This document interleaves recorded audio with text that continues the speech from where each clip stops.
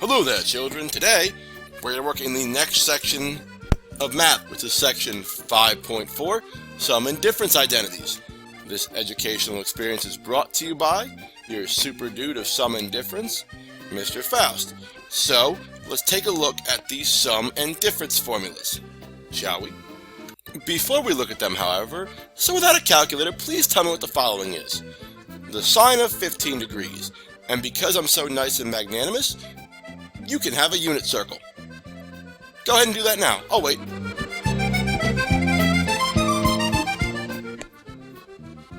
Nothing? Nothing yet? Okay, let's sit here. Well now, as you're probably realizing, hey, wait a minute, 15 degrees isn't on my unit circle. And you're right, it isn't. But I still have a way to do this. So, let's take a look at some formulas. So these can be found on the formula sheet as well as in your book. So just so you're aware, here are the sum and difference formulas. I will give you a minute to copy these down. We've got sine, both sum and difference, cosine, both the sum and the difference, and tangent, both the sum and the difference. Hence why they're called the sum and difference formulas.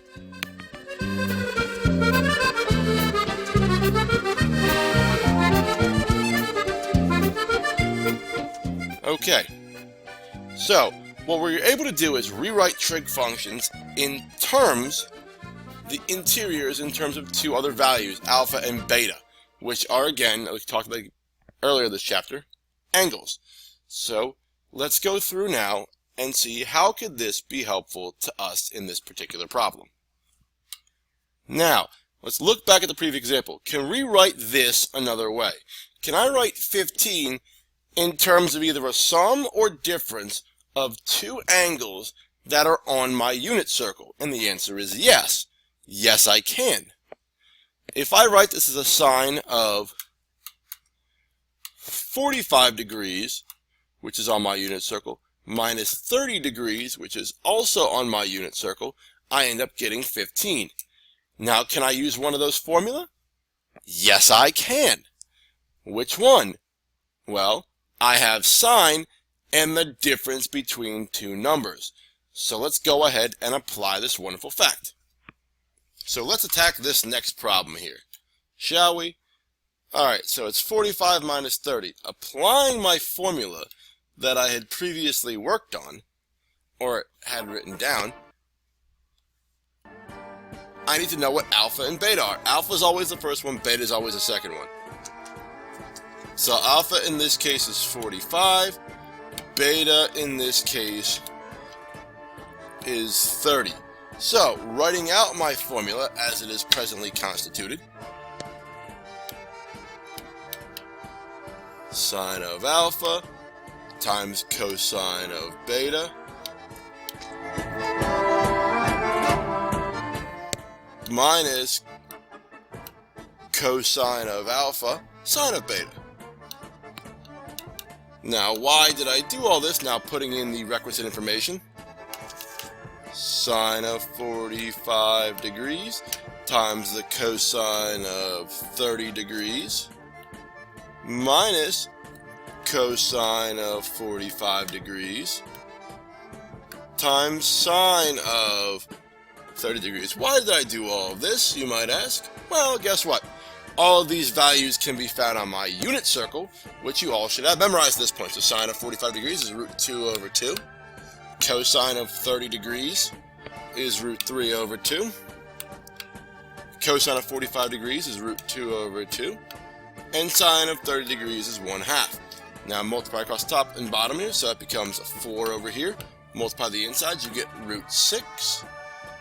And you get over here root 2 over 4. And guess what I can do? Put this under 1 because, oh, look at that, I have a common denominator. Oh, happy days are here again.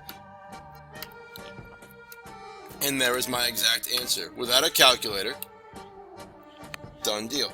Not as pretty as a unit circle problem, but still has its own beauty nonetheless. So that's what you can do. I can rewrite things because this was originally, remember, the sine of 15 degrees which was not on my unit circle, which was a bummer. But I can make it so I am able to use my unit circle to solve it. So let's try another example here. Let's look at the cosine of 15 degrees, which is cosine of 45 degrees minus 30 degrees. Now, you can't really do a sum here as nicely because of you don't want to include too many negatives and things like that. So here, alpha is 45, beta is 30. So now we go to the cosine formula, the difference of cosines here, which you look on in your book or in your notes, and you're like, all right, now yes, these are all different. Luckily for you, for cosine, the formula is a little bit easier to know because it's cosine of alpha times cosine of beta. If you reverse the order here, it still doesn't matter because it's multiplication and it's commutative. So that's not that bad. The only trick here is the plus in the middle. So you really got that to look forward to. Sine of alpha times sine of beta. That's a big B. Let's just deal with that. Oopsie daisy. Much nicer. Now we look for the cosine of alpha. That's the cosine of 45 degrees times cosine of beta. That's the cosine of 30 degrees. Plus the sine of 45 degrees times the sine of 30 degrees. And now again, unit circle your way through this, and you'll be just fine.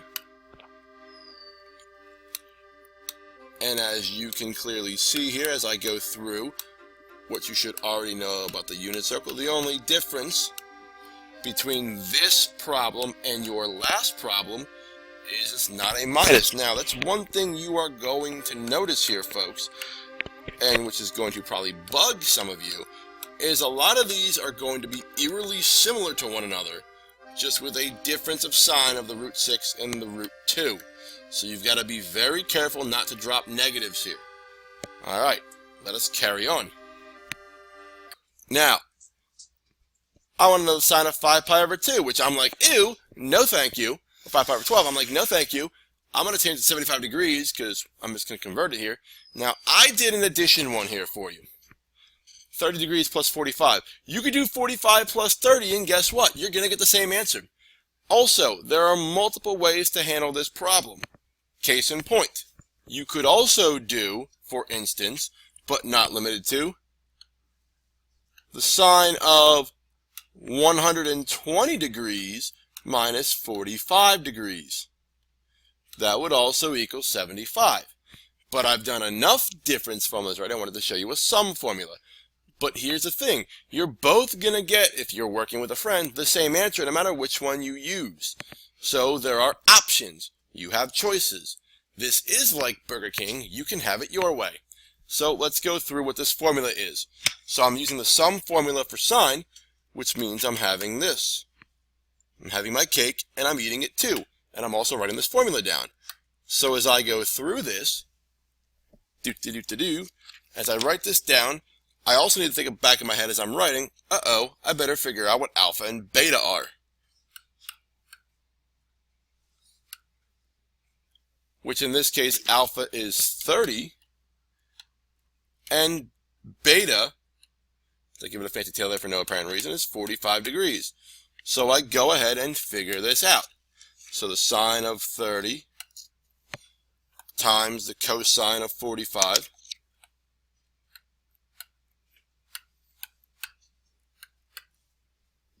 plus the cosine of 30 times the sine of 45.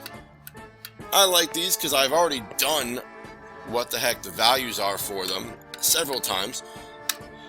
And 45 is a nice one because you know both the x and the y are the same there, so you really got a good grasp of what you're doing there. Because you ought to know what it is because they're both root 2 over 2. Oh, happy days are here again. And case in point, looky, look what I've done. This is my final answer. You could rewrite the order, you could do root 6 plus root 2 if you really felt the need. But there you go. Moving on.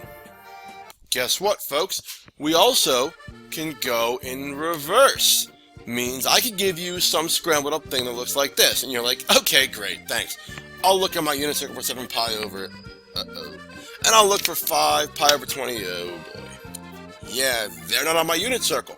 So I've got to look here and go, okay, this obviously, like Humpty Dumpty, we're going to put things back together again.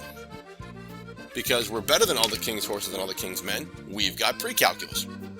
So what I can do is look at my formulas and go, alright, which one has a cosine and 2 cosines and 2 sines with a plus sign in the middle? And I look there, and why, that's alpha minus beta. That would be this.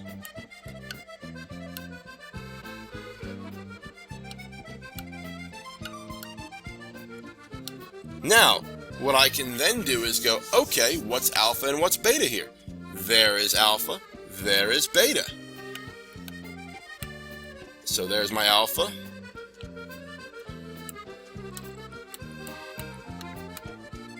Minus my beta. Now, in order to subtract these, I need to get myself a common denominator, which is 24. That's 21 pi over 24 minus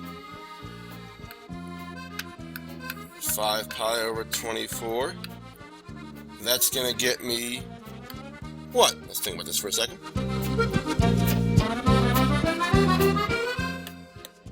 16 pi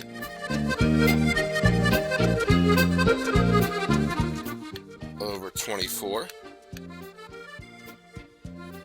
Now, let's think logically about this for a second. That's not on my unit circle either. Luckily, I can reduce that down. There should be a 24, not a 24 pi down there. Luckily, I can reduce this down a little bit.